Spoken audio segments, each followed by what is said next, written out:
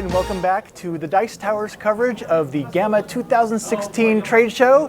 And this time I have something really unique and interesting. I'm here with Charles Ryan of Monte Cook Games, who has No Thank You Evil, which is an RPG game specifically designed for the entire family. That is correct, yep. Tell me how this works. So this is it is an RPG. It actually doesn't say RPG anywhere on the box. We didn't want to scare the muggles, but it is a true RPG.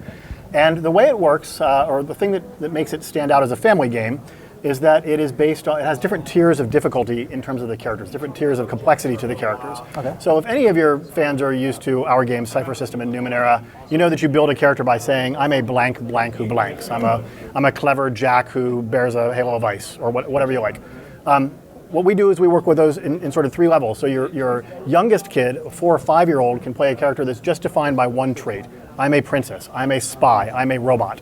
The second level up from that in complexity, which maybe your 6 or 7-year-old wants to play, is I am a clever spy, or I am a super smart robot, or whatever. You know, they add that extra level to it. Mm-hmm. And then the third level adds that third that focus on the end. I'm a super smart astronaut who loves pizza.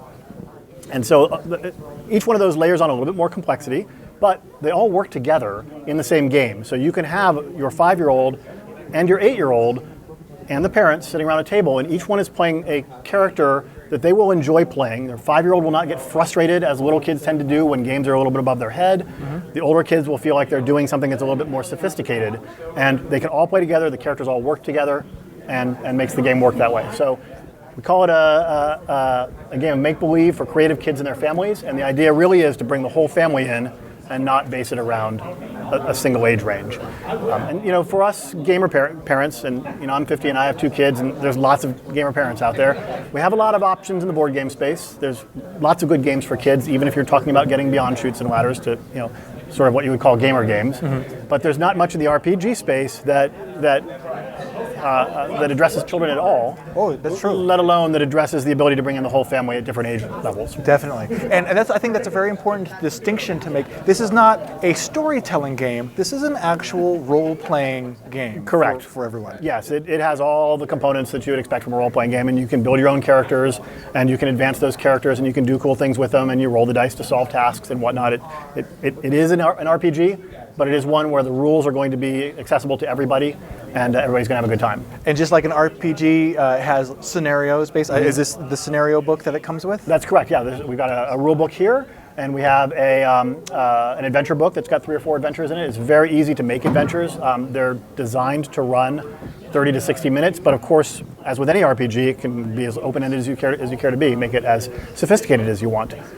We've done a lot to make it really playable for everybody. Adults have their abilities, their defense mechanisms, their abilities to deal with things that might be an obstacle to playing and enjoying a game. Kids don't always have that. So, for example, all of our components are made for to be colorblind compatible. We specifically did very low burr punches. So if you've got a kid who's got on the autism scale, burrs and things tend to bother them, but pieces are designed not to do that. So we've thought about all the things that can be an obstacle for children playing games. Kids that are not fast readers, everything can be done without having to do a lot of reading or without a lot of math. We represent all the stats with counters. I've punched one of the sheets of counters. We've got the counters that go with all of the stats. If you're building your character, you can do something really easily by you can literally just put that card on there. If you're using some of the slightly more advanced set of stuff and you're adding some other components, you'll have to do a little bit of writing, but you can put your get.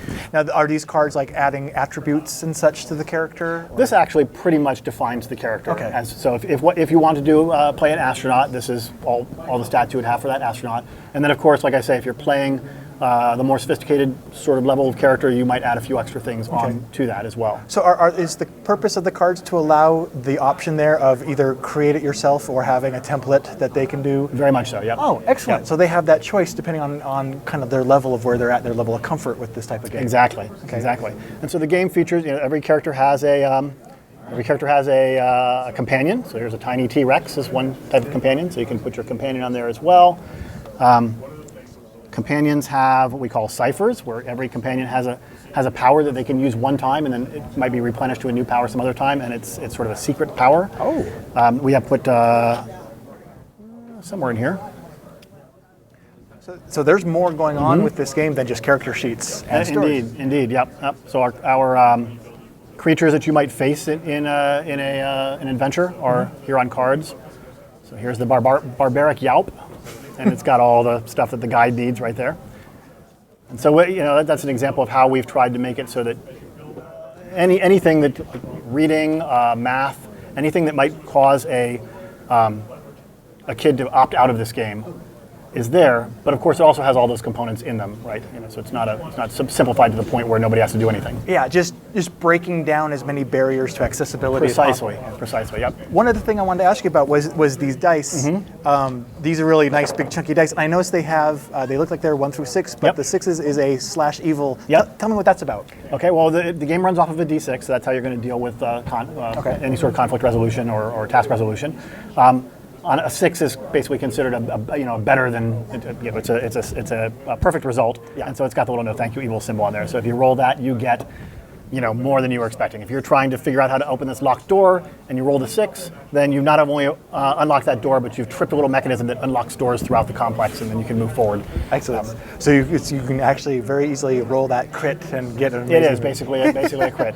And the way task resolution works is that the guide simply chooses a difficulty level between 1 and 8. Okay. So 8 is obviously 7 and 8. You can't roll on a d6, but that's what you're going to roll. But what you can do is you'll have a little stack of tokens here. So for example, this character would start with 2 tough, and the guide would say, well, that's a tough task. Do you want to try harder? And the player says, I'm going to try harder, and they spend one of their tough points.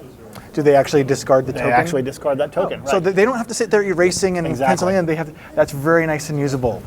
Excellent. And so that will take that task difficulty. So if I've decided that the task difficulty is 6, the kid says they want to try harder, it becomes a 5. We have a 4th stat. We have tough, fast, and smart.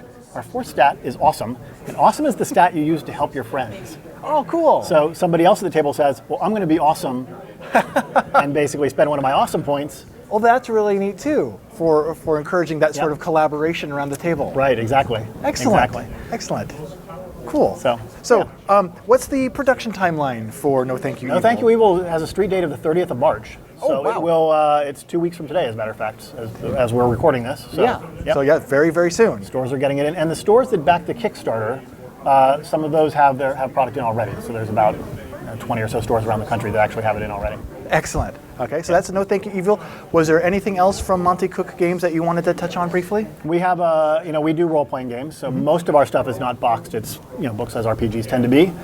We have a Kickstarter going on right now to support the Cypher system with a bunch of Cypher system source books that are very, very cool. These are games for the big kids. Although, to be honest, the reason we did this game is that parents were telling us that they were playing our grown-up games, playing Numenera and The Strange with their kids because it was a very accessible game system that they could get to. So this is obviously a simplified version of that. But yes, our big kid games, Numenera is having a great year. There's Torment coming out this year, which is a very highly anticipated computer game, so that's going to grow that brand quite a bit. As well, which just announced a book deal, so Numenera novels will be in Barnes & Noble and Books A Million and on the Kindle and everywhere. And lots of exciting stuff going on for that brand. And the Kickstarter going on right now for the Cypher system. Excellent. All right. Well, thank you for joining us, Charles. Thanks for having me. Yes. Great.